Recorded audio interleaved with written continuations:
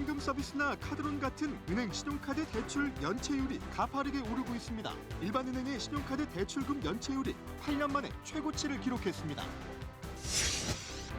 정부가 한시적으로 공매도를 금지한 가운데 윤석열 대통령이 근본적인 개선 방안을 만들 때까지 공매도를 금지하겠다고 밝혔습니다. 정부가 한전이 떠안은 부채를 해소하기 위해 산업용 전기요금을 올렸습니다. 전북 지역 대상 사업장만 1,800곳이 넘는 가운데 전기요금 인상이 경기 침체로 허덕이는 지역 기업의 경쟁력을 더 떨어뜨린다는 우려가 나옵니다. 전북교육청이 저녁 8시까지 초등학생들을 돌보는 전북형 밀봉 학교를 내년 3월부터 도입합니다. 예산과 인력 등 여러 여건을 갖추는 일이 중요한 과제로 떠오르고 있습니다. 여당이 추진하는 메가시티 서울을 두고 연일 공방이 이어지는 가운데 지방과의 편차를 더 키워 지방 소멸을 재촉할 거란 지적이 나옵니다. 전북은 어떤 대책을 세우고 전략을 짜야 할지 이슈K에서 전문가와 함께 짚어봅니다.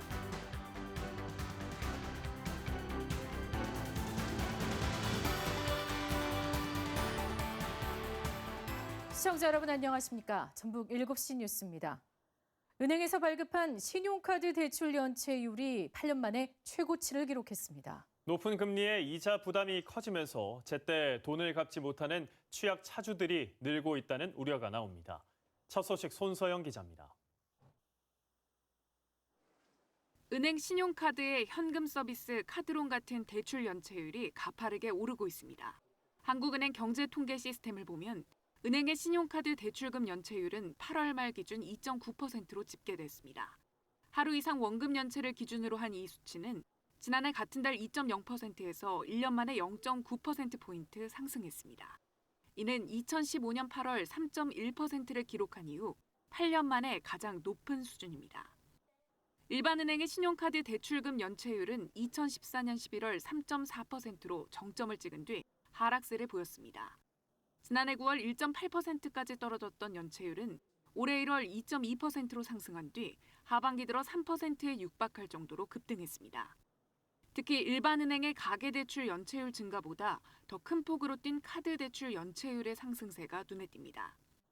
지난 8월 말 기준 일반은행 가계대출 연체율은 0.4%로 4년 만에 가장 높았지만 카드대출 연체율보다는 낮은 수준에 머물렀습니다.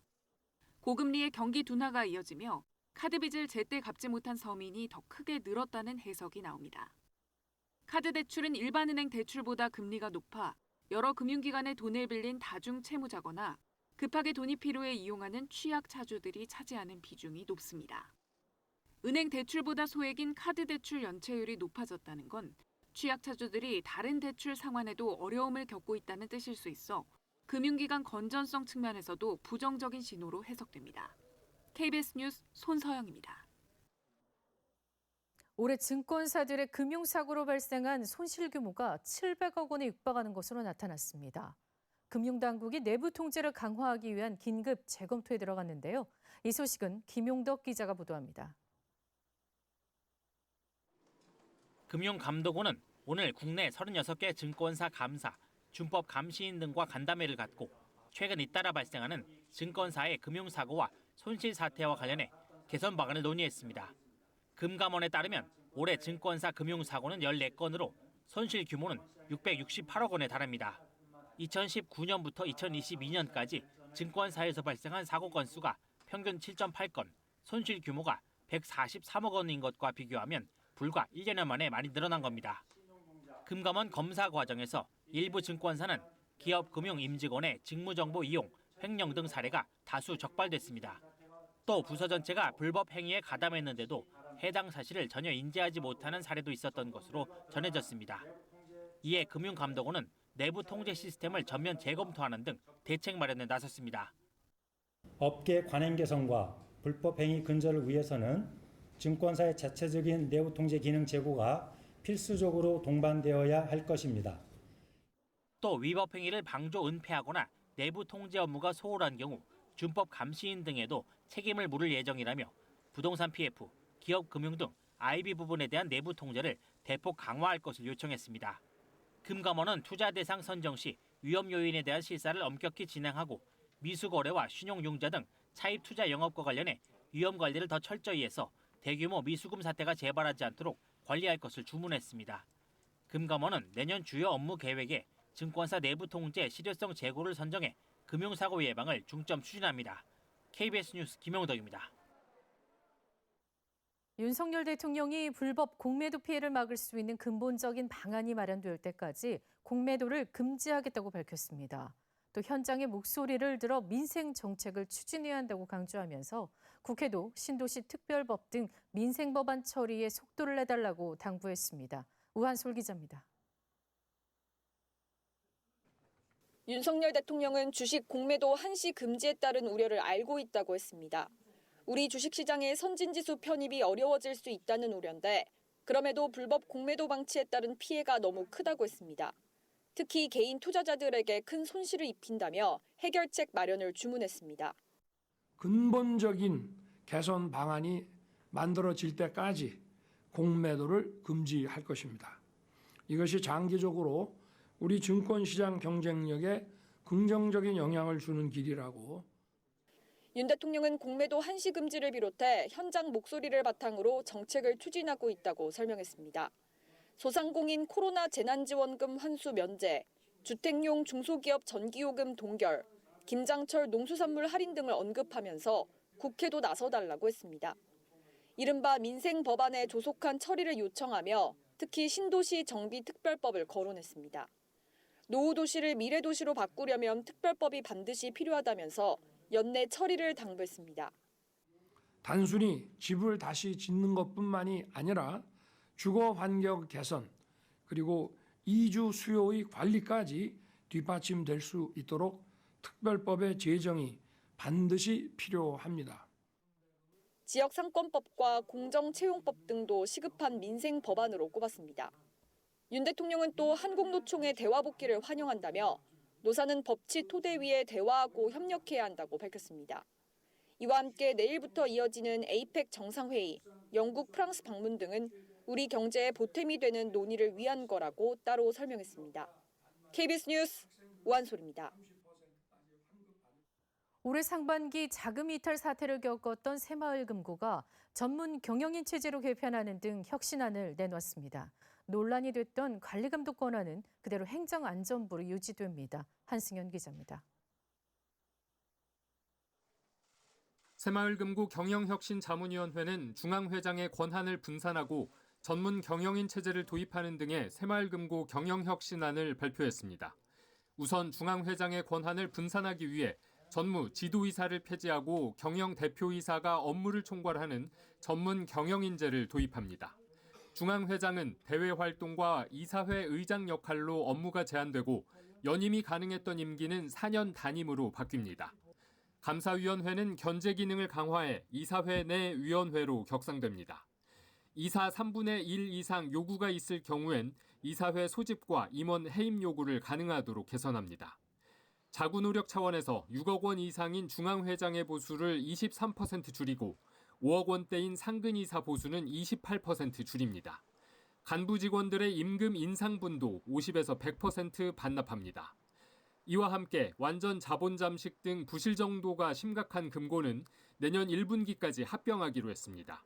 부실 채권 문제는 전문 투자 회사를 통해 매각하는 방안과 금고 자산관리 회사를 설립해서 관리하는 방안 등을 검토합니다. 위험성 관리 강화를 위해 대손 충당금 적립을 강화하고 유동성 비율과 예대율 기준도 다른 상호금융권과 동일한 수준으로 개선합니다. 한편 전문성 논란을 빚었던 새마을금고 중앙회에 대한 감독권은 행정안전부가 그대로 유지하기로 했습니다.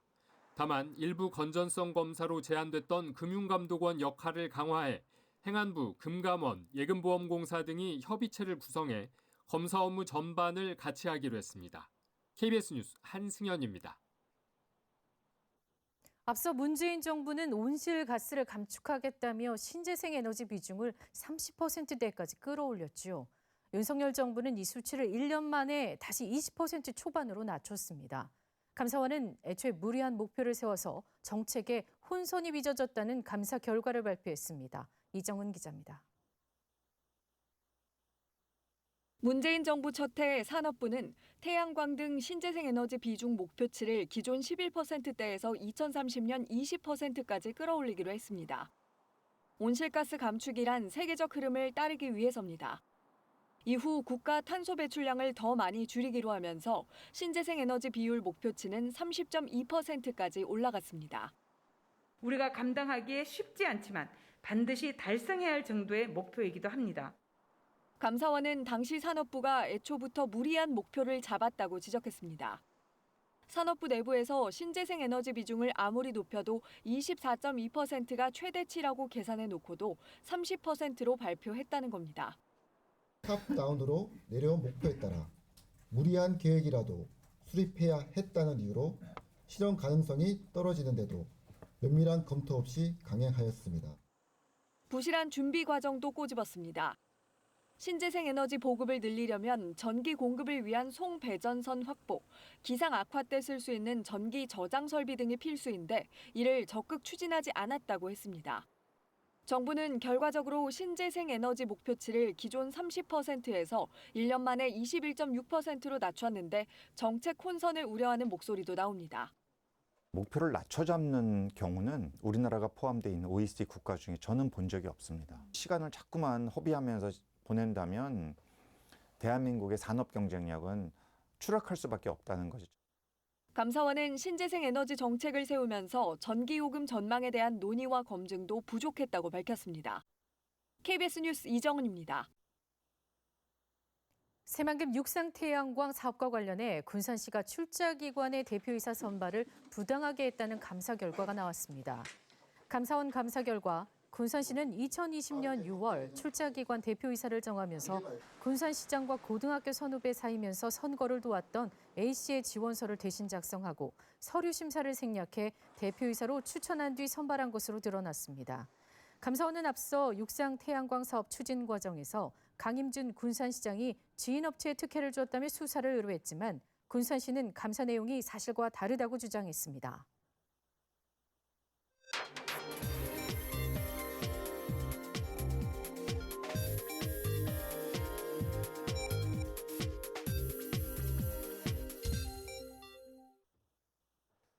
정부가 한전이 또하는 부채 해결을 위해 산업용 대용량 전기 요금을 올렸습니다. 전북 지역 대상 사업장만 1,800곳이 넘는데요.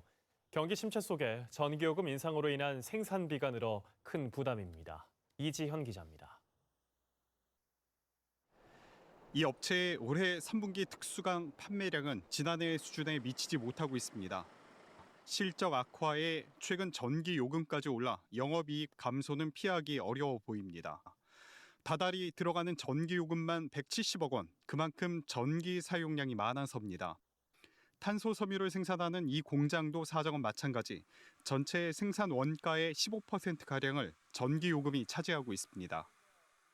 운영 계산을 통해서 에너지를 늘릴 수 있는 방법, 이런 걸 하는 거지. 딱히 다른 방법은 없습니다. 세계 여러 나라에 음료를 수출하는 이 중견기업도 전기요금이 올라 비상입니다. 갑자기 이렇게 올리게 되면 저희로서 좀 부담이 없지 않아 있죠. 지난주 산업용 전기요금이 킬로와트 시당 10.6원 인상됐습니다. 200조 원이 넘는 한전의 부채를 해결하기 위한 조치입니다. 대기업과 중견기업들이 쓰는 산업용 의뢰에 한해 올린 건데 전북 지역 대상 사업장만 1,800곳이 넘습니다. 전체적으로 산업 기반은 취약하지만 철강과 조선, 식품 등 전기 사용량이 많은 업종들이 적지 않아 지역 경제에 미칠 여파가 걱정입니다. 전라북도가 신성장 산업으로 키우고 있는 탄소와 수소 분야 업체들 역시 많은 전력을 필요로 하고 있습니다. 예로도 정치하고 있고 물가정책 조정회의를 통해서도 의견을 정치하고 있습니다. 산단 알리백이나 친환경 에너지 확보 등의 자체 노력을 마냥 미룰 수만 없는 전기요금 현실화. 하지만 전기요금 인상이 경기 침체로 허덕이는 기업의 경쟁력마저 떨어뜨려 지역 경제에 부정적인 영향을 미칠 것이란 우려도 낳고 있습니다. KBS 뉴스 이재현입니다. 한국은행 전북본부가 발표한 전북 지역 실물 경제 동향을 보면 지난 9월 전북 지역 제조업 생산은 지난해 같은 달보다 6.4% 감소했습니다. 전북 지역 제조업 출하는 같은 기간 6.3% 감소했고 제조업 재고는 17.8% 증가했습니다. 전북 수출액은 5억 6천만 달러로 지난해 같은 달보다 14.5% 감소했고 수입액은 4억 5천만 달러로 5.9% 줄었습니다. 전북 지역 고용률은 64.6%로 같은 기간 1.3%포인트, 실업률은 1.8%로 0.2%포인트 각각 상승했습니다. 전북환경운동연합 등 전북 11개 시민사회단체가 오늘 새만금 개발청 앞에서 기자회견을 열고 2차 전지 폐수 처리에 최적화된 공공폐수 처리장 신설을 요구했습니다. 이들은 새만금 위원회가 논의한 2차 전지 사업장 환경오염 관리 대책 가운데 군산 국가산단 폐수 처리장 증설과 폐수를 방조제 바깥에 방류하는 방안은 기업 비용 절감에만 도움을 줄 뿐 근본적인 대책이 될 수 없다며 오염물질 배출 특성을 고려한 환경오염 방지 등 관리 대책을 마련해야 한다고 강조했습니다. 새만금 개발청은 환경오염 모니터링과 수시 점검 등으로 폐수를 체계적으로 관리할 예정이라며 입주 기업들의 폐수 공동 방류관로 설치를 지원하겠다고 밝혔습니다. 전북교육청이 내년 저녁 8시까지 초등학생들을 돌보는 전북형 늘봄 학교를 내년 3월에 도입합니다. 방과 후 활동도 내실 있게 운영하기로 했는데요. 꼼꼼한 준비가 필요해 보입니다. 이종환 기자입니다. 전북교육청은 맞벌이 부부가 저녁 6시까지 초등학생 자녀를 학교에 맡길 수 있게 돌봄 교실을 운영하고 있습니다. 저학년을 대상으로 하고 있지만 일부 지역에선 수요가 많아 대기자가 수백 명에 달할 정도입니다. 워낙 신청수가 많다 보니까 경쟁률도 세고 그러다 보면 떨어지면은 어쩔 수 없이 지인이나 친척이나 아니면 학원으로 돌릴 수밖에 없는 지경입니다. 전북교육청이 학생과 학부모의 수요를 반영한 전북형 늘봄학교를 내년 3월 새롭게 선보입니다. 돌봄 대상을 초등학교 저학년에서 전 학년으로 넓히고 운영 시간도 최대 8시간인 저녁 8시까지 확대합니다. 교사 업무 부담을 덜기 위해 전주 군산 익산 교육지원청에 거점 돌봄센터를 운영하고 저녁 6시 이후에는 복지관과 작은 도서관 등 관계기관과 연계해 다양한 방과 후 활동을 지원합니다. 교원에게는 부담 없는 늘봄 확대가 되고 학교 밖 늘봄은 저녁 8시까지 운영해서 학부모님들께는 충분한 돌봄 수요를 보장하는 것으로 이렇게 계획을 세웠습니다. 전북교육청은 늘봄학교 도입이 맞벌이 학부모의 양육 부담을 덜고 사교육비를 줄이는 데 도움이 될 것으로 기대하고 있습니다. 하지만 사업의 지속성을 위해선 정확한 수요 조사와 함께 예산과 인력 등 여러 여건을 갖추는 일이 무엇보다 중요한 과제로 떠올랐습니다. KBS 뉴스 이종환입니다. 2024학년도 대학 수학능력시험이 이틀 앞으로 다가온 가운데 전북교육청은 내일 오전 10시 수능 원서를 접수한 소속 고등학교와 교육청 등에서 수험생 예비 소집을 합니다. 예비 소집에서는 수험생에게 유의사항을 전달하고 수험표를 배부하며 수험생들은 오후에 본인이 응시할 시험장 학교를 방문해 시험장 위치를 확인할 수 있습니다. 전북에서는 모레 오전 8시 40분부터 도내 6개 시험지구 65개 시험장에서 수험생 16,800여 명이 수능 시험을 치를 예정입니다. 군산 목재칩 공장을 둘러싼 업체와 주민 간의 갈등이 조정안 합의로 일단락됐습니다. 나무를 분쇄할 때 발생하는 먼지와 소음 때문에 주민들의 반발이 거셌는데요. 서윤덕 기자가 취재했습니다. 군산시 성산면의 한 벽돌 공장입니다. 공장은 지난해 11월 한 해 10만 톤의 목재칩을 생산하겠다며 군산시에 업종 변경을 신청했습니다. 인근 주민들은 나무를 분쇄할 때 발생하는 먼지와 소음 등을 이유로 거세게 반발했습니다. 호흡하는데 알게 모르게 여름에 같은 경우는 보나마나 문도 못 열어놔요. 그러면서 왜 저희들이 피해를 봅니까? 군산시가 비슷한 이유로 업종 변경을 승인하지 않자 공장은 부당한 결정이라며 행정심판을 청구했고 전라북도 행정심판위원회는 공장의 손을 들어줬습니다. 이후 공장은 다시 업종 변경을 신청했고 주민들은 군산시청 앞에서 수백일 동안 집회를 이어왔습니다. 이렇게 1년을 끌어온 갈등의 실마리가 풀렸습니다. 주민과 공장, 군산시가 국민권익위원회 조정안에 합의한 겁니다. 주민 요구대로 공장을 다른 곳으로 옮기는 대신 군산시가 내년 10월까지 현재 공장 땅과 건물을 사들이기로 했습니다. 수십억 원으로 예상하는 매입 비용은 정부 공모 사업을 통해 마련하기로 했습니다. 시비 부담은 있겠지만은 그래도 국비가 대부분 나오는 거기 때문에 저희들은 재원은 큰 무리가 없다고 보고 있고요. 공모에 선정되지 않으면 내년 말까지 자체 계획을 세우고 이후에 사들이기로 했습니다. 보상을 책임지고 진행하여 주민들에게 더 이상 고통을 안겨주지 않을 것이라고 조정안에 명시되어 있기에 주민 대표로서 이 자리에 참석하여 합의에 응하게 되었습니다. 매입 비용을 제때 마련하지 못하면 갈등이 다시 불거질 수 있는 만큼 최종 이행 여부에 관심이 쏠립니다. KBS 뉴스 서윤덕입니다. 국회 농림축산식품해양수산위원회가 어제 전체 회의에서 기재부가 삭감했던 새만금 사업 예산 2,902억 원을 증액했습니다. 새만금 지구 개발 사업과 관련한 농생명 용지 조성, 농업용수 공급 등의 공사비가 1,663억 원 늘었고 새만금 신안 개항을 위한 공사비가 1,238억 원 증액됐습니다. 하지만 정부 여당 측이 새만금 사업 예산 증액에 반대한다고 밝혀 예산결산특별위원회 심의 과정에서 진통이 예상됩니다. 김관영 전북도지사와 국주영은 전북도의회 의장이 오늘 더불어민주당 홍익표 원내대표를 만나 전북특별법 전부 개정안의 연내 통과를 촉구하는 서명부를 전달했습니다. 지난 9월부터 진행한 서명운동에는 전북 도민과 출향민 113만 3천여 명이 참여했습니다. 김 지사는 여당 협조를 이끌어내기 위해 모레 국민의힘 김기현 대표를 만나 서명부를 전달할 계획입니다. 전북특별법 전부 개정안은 국회 행정안전위원회와 법제사법위원회를 거쳐 다음 달 국회 본회의 통과를 목표로 하고 있습니다.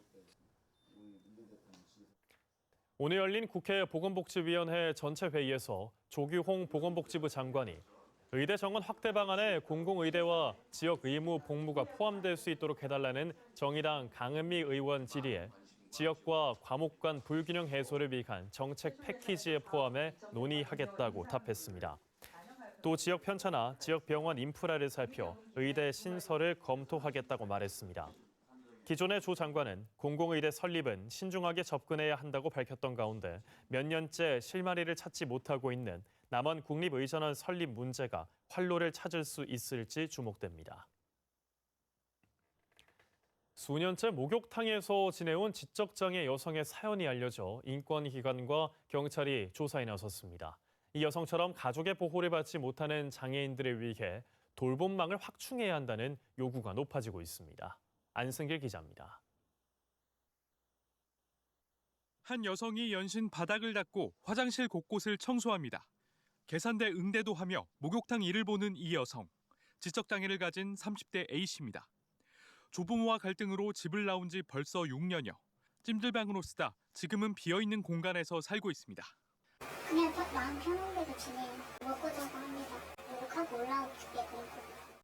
가족이 돌보기 힘든 사정인데다 시설 입소를 원치 않아 이곳에 머문단 건데 사실상 장애인의 삶을 돕는 국가와 지자체의 관리망 밖에 놓여 있는 셈입니다. 실 데리고 다니면서 해서 숙제 만들어준 거예요. 인간적으로 불쌍해서 도와주고 걔네 할머니가 부탁해서 내가 받은 것뿐이지. 2019년 장애인 등급제가 폐지된 뒤 신청 절차를 다시 밟았다면 장애인 연금과 활동 보조인 등 지원이 가능하지만 그조차 받지 못하는 상황. 목욕탕에 계속 머물게 하는 건 여성 장애인의 안전을 담보하기 힘든 사적 공간에 방치하는 것과 다름없다는 지적도 나옵니다.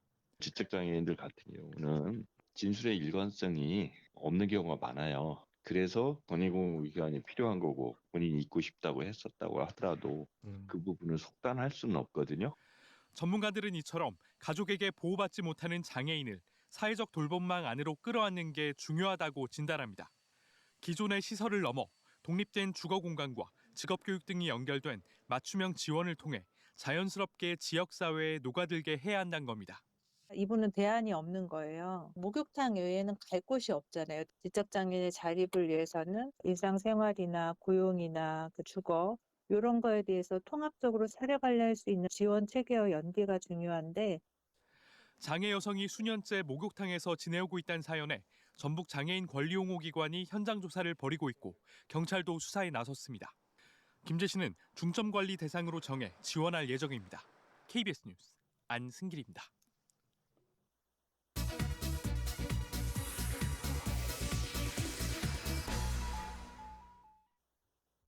SK 시간입니다. 경기도 김포시를 서울시로 편입하겠다는 국민의힘 구상이 연일 뜨겁게 전개를 달구고 있는데요. 수도권 편중 심화 우려에다 지방 소멸에 대한 위기감까지 높아지면서 비판도 적지 않습니다. 이런 상황 속에서 전북 어떻게 대처를 해야 할까요? 김남규 참여자치 전북시민연대 공동대표와 함께 자세한 이야기 나눠보겠습니다. 어서 오세요, 대표님. 네, 안녕하세요. 네, 안녕하세요. 자, 국민의힘이 추진하고 있는 경기도 김포시 서울 편입 논란, 이른바 또 메가시티 서울 논란이라고도 하는데 연일 공방이 이어지고 있습니다. 김포시 편입 배경 그리고 내용은 무엇인지 먼저 정리하면서 시작해 볼까요? 우선 경기도가 서울 인구를 추월해서 1,000만이 좀 넘어갔고요. 네. 경기도 내부에서 경기 남도와 북부로 분리를 하자라고는 논의가 일부 있었고요. 네. 최근 그 뉴스에서 잘 알려진 김포에서 서울로 출퇴근하는 이른바 김포 골드라인에서 실신자가 나오는 등 대중교통 문제가 아주 심각한 상황이었잖아요. 네.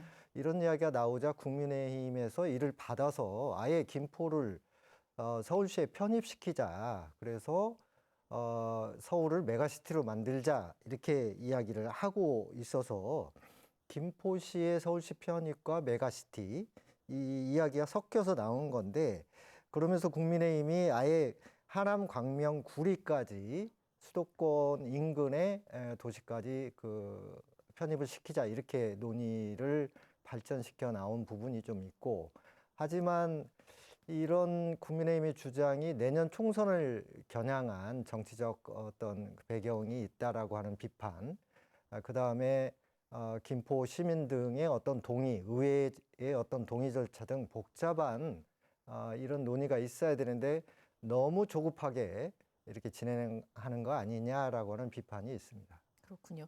말씀해 주셨지만 국민의힘이 서울 편입안의 인근의 다른 시군까지 함께 포함하겠다라는 이 의견을 내놓으면서 수도권 집중 현상에 대한 우려 그리고 또 지방은 그렇게 되면 더 소멸이 가속화되는 것 아니냐에 대한 위기감이 커지고 있는데요. 윤석열 대통령이 사실 약속했던 지방시대와는 다르게 역행하는 거 아닌가 하는 지적도 나오고 있습니다.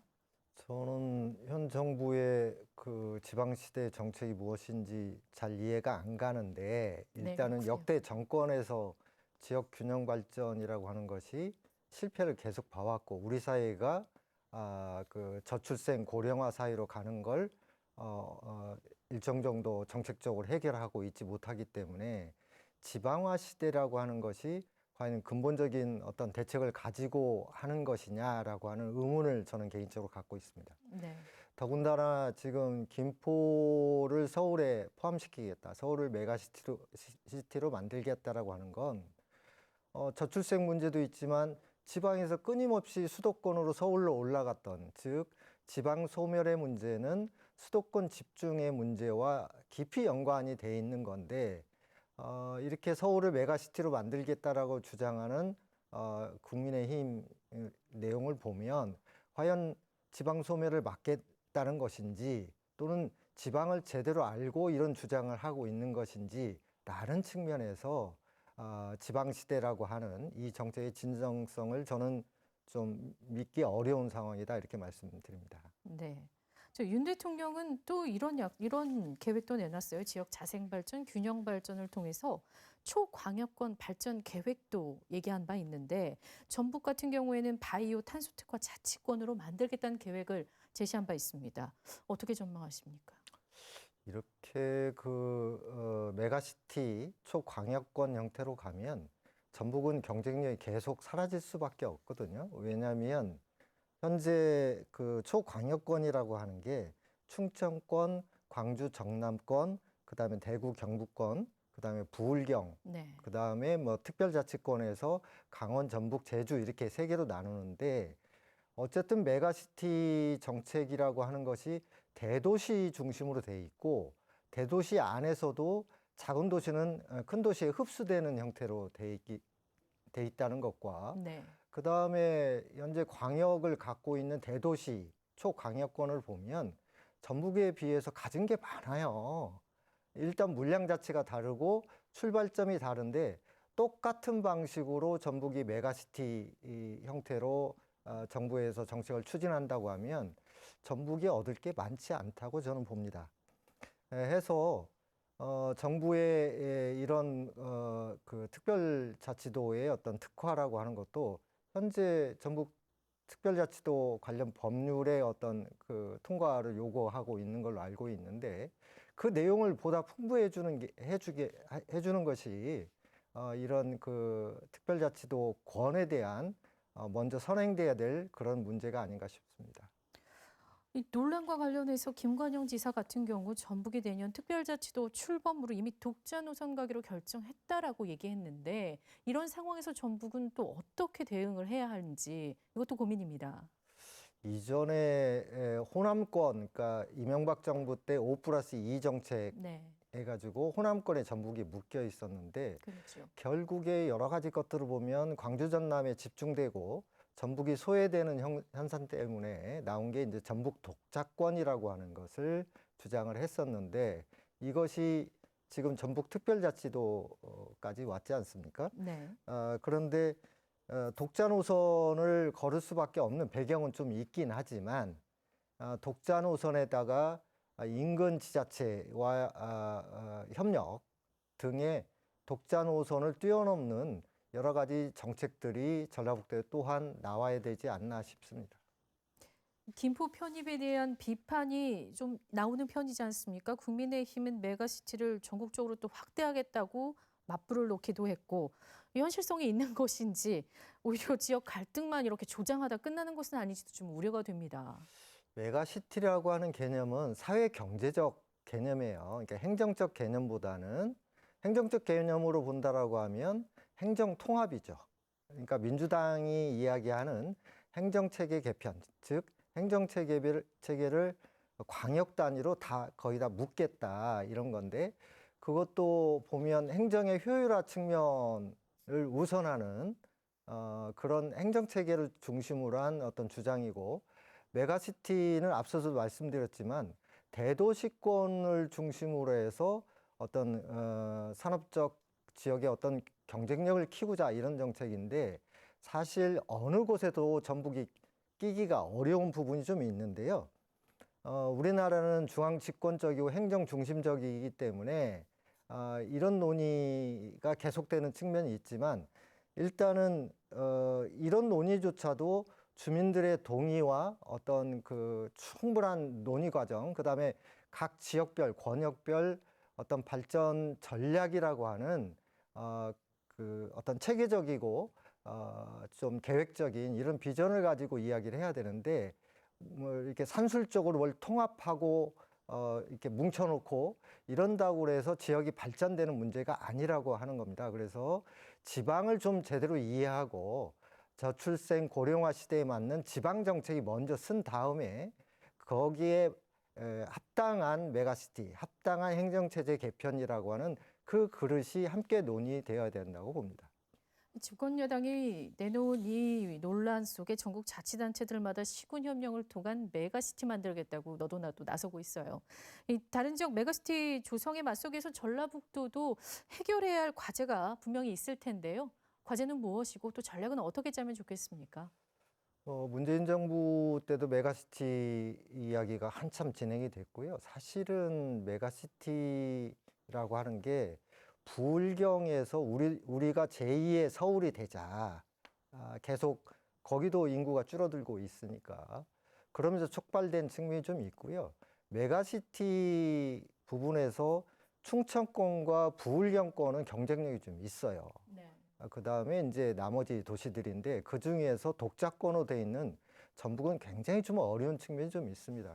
앞서 말씀드렸듯이 메가시티는 산업 경제적 어떤 개념의 것이라고 본다고 했을 때 지역의 발전 전략, 인근 지자체와 협력, 지역의 인프라를 늘리는 특히 전라북도는 전북의 특별자치도 내용을 좀 더 풍성하게 가면서 경쟁력을 가질 수 있는 이런 것과 함께 가야지 지금 메가시티 어떤 논란이 있다고 해서 뒤따라가는 형태로 간다라고 하면 전북은 결코 경쟁력을 가질 수 없을 걸로 봅니다.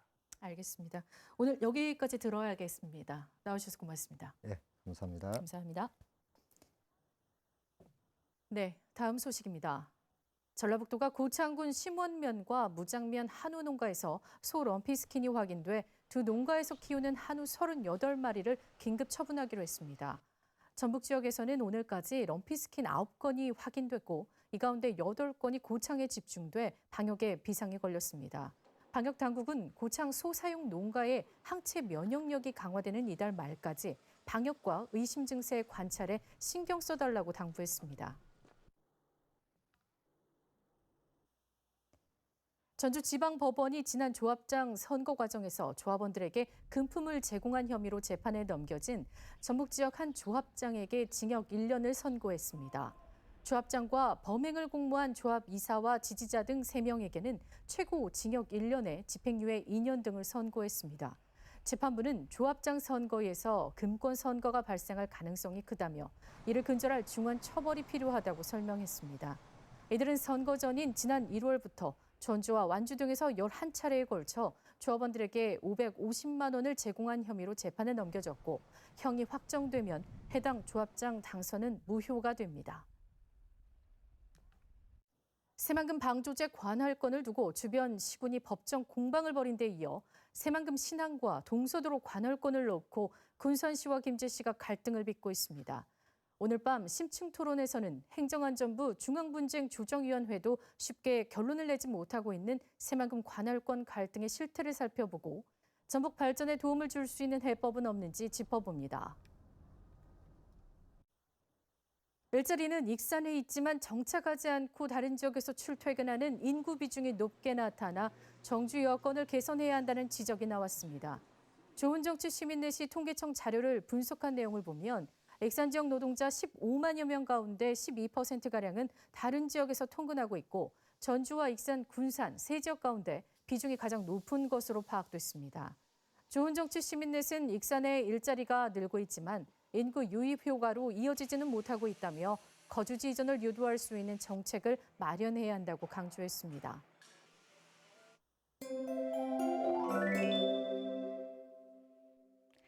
오늘 낮부터는 추위가 제법 풀렸는데요. 앞으로 기온이 더 오르면서 내일과 모레인 수능일까지 큰 추위 걱정은 없겠습니다. 아침 기온 5도 선으로 오늘보다 4도가량 높겠고 한낮 기온 14도 안팎으로 한결 포근해지겠습니다. 이번 수능일에 한파는 없겠지만 비 소식이 있는데요. 내일 하늘엔 구름만 지나겠고 모레 낮부터 밤 사이에는 비가 내리겠습니다.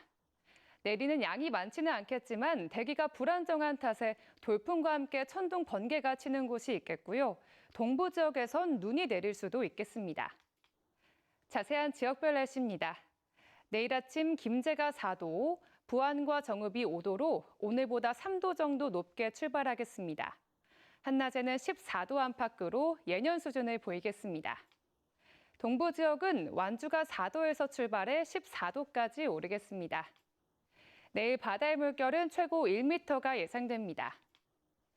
금요일부터는 다시 기온이 꺾이면서 주말 아침 1도까지 떨어지겠습니다. 수능을 앞두고 기온 변화가 들쑥날쑥한데요. 수험생들은 건강관리에 각별히 신경 써야겠습니다. 날씨였습니다. 뉴스를 마칩니다. 시청해주신 여러분 고맙습니다.